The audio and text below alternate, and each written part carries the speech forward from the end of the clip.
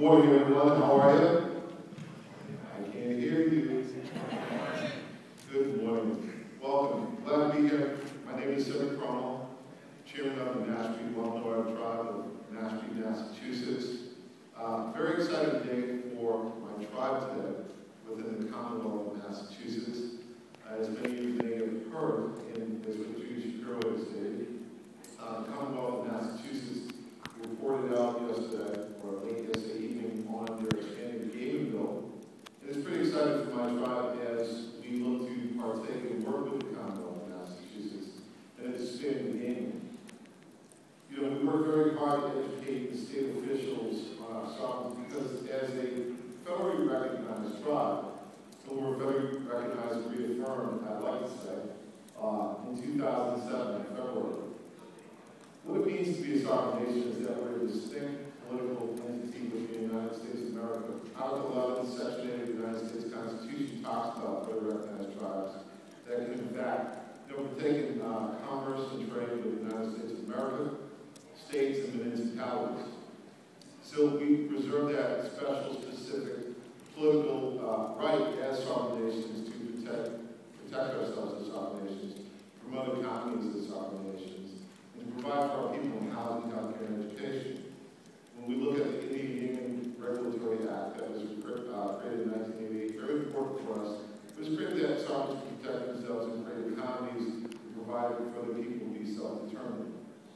And I think that's very important right that we have as we see the Massachusetts Tribal Nation. They're able to do that in the neighborhood, and the Mohegan tribes are able to do that. Mashpee, as we look to work with the Commonwealth of Massachusetts, our preference is to work on the compact with them.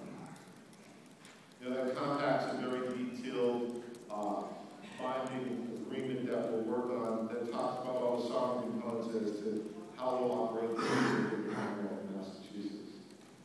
We're pretty excited about that. We look forward to doing that.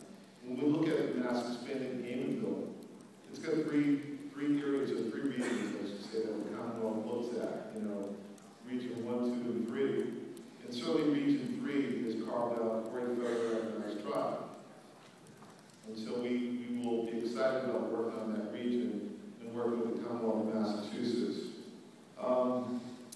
Without seeing the final bill, you know, both the House and the Senate versions will look alike. And again, as I stated, it splits the state into three regions. Southeastern Mass region, as I stated, will be designated for our tribe. There will be likely to be quick timelines. And when we talk about timelines, we talk about compact negotiations being completed by July 31st of 2012. Doesn't mean that we have to have land into trust by then, but certainly that's the first big step. Land into trust on August 1st and after. That's a lengthy process. That's a process that we'll work through. The July 31st date doesn't talk about the have to have land into trust. So certainly that's important for us. When we look at the Warm Springs decision in Oregon, certainly they were able to negotiate a compact, free land into trust. So the state's on precedent setting situations that are out there. You know, when we talk about land into trust, we're very confident that we will have land into trust under the equal footing exception, you know, initial reservation. As Judy had mentioned, you know, when we look at the College Tribe Center in 2010, they had an initial reservation taken into trust by the Department of the Interior. And as recently, the Tunica and Biloxi Tribe had land taken into trust by the Department of the Interior. Our concern is the frivolous lawsuits, the uncertainty that has been created by the Cherry versus Salazar case. Meaning that we know the Reorganization Act, when it was written for the purpose of the tribes to be able to have land taken into trust as a sovereign nation, to be able to govern and be self-determined for their people. From 1888 to 1934, 90 million acres of native lands were taken via timber interest and mining interest. And certainly when the 1934 IRA Act was put together for that purpose for federally recognized tribes, to be able to have land into trust to provide for their sovereign people. And so the frivolous lawsuits that are out there are taking place based on the confusion that the Cherry versus Salazar case has created. But we definitely feel and know and confident that we will have our reservation that land will be taken into trust. So we don't have to fear that our land cannot be taken into trust. You know, some of our opponents out there, as we've seen in the College Tribe, lawsuits come up. So when we see all this confusion happen, what does it create? It creates confusion, it creates time and money and all those things against our sovereign nation. But we feel that we will prevail. So we don't feel that there's a problem. And again, this case is up there that we see today advancing and moving forward, so we're pretty positive about that.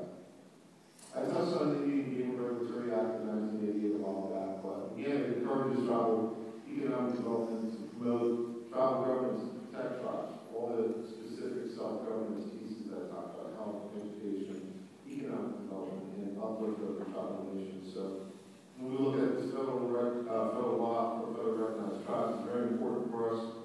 And when we look at the state of Massachusetts, whatever's passed in the state of Massachusetts being Class 3 expanded gaming, as a federal sovereign nation, like trust funds will be able to partake in that activity. So we're very excited about that position as well. So as we see out there, there's many people that have strong positions against gaming, but I want to apply the Commonwealth of Massachusetts for taking a very strong stance, a very intelligent stance. It works very hard to look at, what tribal sovereignty is. And again, my tribe, myself, our team, we work very hard, with the state of Massachusetts to educate them on specifically who we are. So when I look at this day today, it's very exciting for our tribe. I'm very excited, and we really look forward to working with the Commonwealth of Massachusetts on this legislation, on this task, the contract negotiations will certainly be the July 31st, 2012 date, and certainly with our land and trust, we'll be very successful in that, and we'll have a very successful meeting next year. Thank you.